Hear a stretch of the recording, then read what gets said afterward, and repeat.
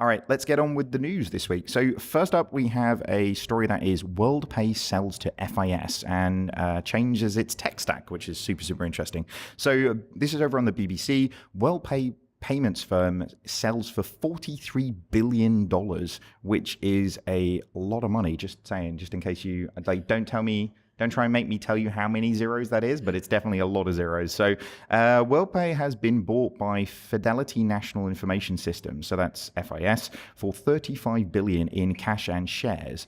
WorldPay was sold by RBS in 2010. I don't think we've got the amount, but it definitely wasn't $43 billion at the time. That was it.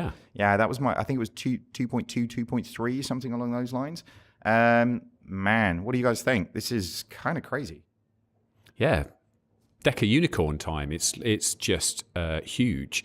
It's interesting how something that came from one of the big banks, everyone got rid of their payment processing. Everyone said, this isn't something we want to own. We'll move it off to the side and it lives somewhere else. And then the internet happened, payment processing took off, and suddenly, the little thing they sold off is worth what a big bank is worth. Yeah, about the same as the parent now. Well, it sort of sucks on this one because if you look at, so back in 2009, the European Commission said RBS would have to sell its WorldPay business as part of the condition for approving state aid to the bank. So it's one of those ones that now, we were sort of saying about this beforehand, and I've seen a lot of social about it, but it's like, maybe the government made them sell the wrong bit, essentially. Like if the government have kept WorldPay $43 billion, RBS not that. So I'm just saying, Yeah, but maybe if it would have been, maybe then RBS would have been worth $100 billion, and then WorldPay would have not been worth anything. Maybe it's about the owners. But maybe. Well, although you kind of think that Advent and Bain Capital, who bought the business in 2010, must have got a really good deal. It's a forced fire sale. I'm sure they picked it up cheap. They must have been delighted. And they probably, being private equity, it would have all been debt anyway. So how much of their own risk did they take?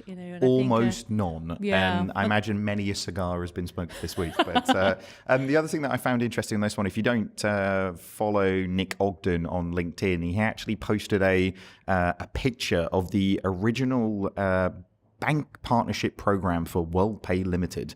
The internet created a global market, but the world doesn't have a single currency. So this is the original business plan written back in 1997 for WorldPay. So amazing. From 1997 to a £43 billion company.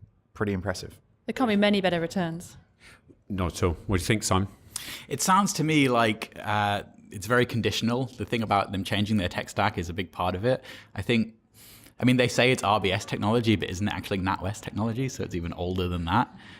It sounds to me like this is something that was in the works for a while, and then they've obviously demonstrated the fact that they could build something new, as well as the other news about their integration that I guess we're going to talk about. It sounds to me like these were two conditional parts of this deal. But I think when you have a company like Stripe and their trajectory, it's like anything. It increases the value of everyone else in that space. It's like if Monzo does really well, Starlink gets customers, Revolut gets customers in every other way. Yeah. So rising tide floats all boat. Exactly. So it seems to me that we really haven't seen a trajectory like Stripe. It's really unprecedented in the amount of time they did it.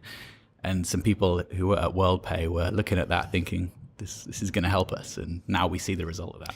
Well, that other part that you mentioned, so this is sort of news that's just come out, I think today actually, which is WorldPay becomes first acquirer to enable Amazon Pay. So do you think that's the case then, Simon? That this is, now that news is out, it's like, well, we can get all the good news out. Well, exactly. And I think, WorldPay, I don't think that people were looking at them as like a tech-first company for a while. So in order to get a valuation like that and a sale like that, you have to demonstrate that you can partner with a really big tech company, and it doesn't get much bigger than Amazon. It's like once you have one of those, you can go and talk to the rest and get the rest. It's like at Monzo, we recently did our Flex thing, and for a while they were working with small kind of retailers, and then they got KFC, and now they can go out to any big retailer and be like, look what we're doing. So, I guess the other interesting thing on this is FIS are spending money ridiculous.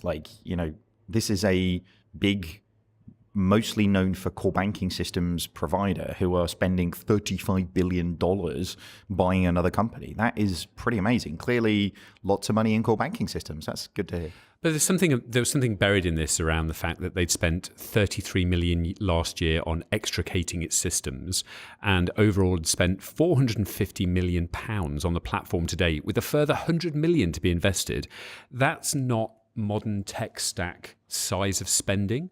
So I do worry a little bit that, great, they bought something of scale and of size, but is it ever going to be able to compete with the new nimbler players with, you know, very modern approaches and very modern tech stacks? Because spending over 600 million over a few years is a big old spend for any modern technology company. Or that COBOL is really expensive to rewrite. That's the thing. This is almost a critical part of the infrastructure that's been built in big banks.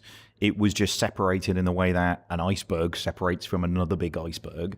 So it's not the fact that they're having to spend that amount of money is actually the depths of the problem, essentially. So I can't remember anybody ever sort of describing sort of upgrades to this system as like extricating before. That sounds almost archaeological, doesn't it? It's an interesting one. You could just rebuild a whole thing from scratch and switched it over.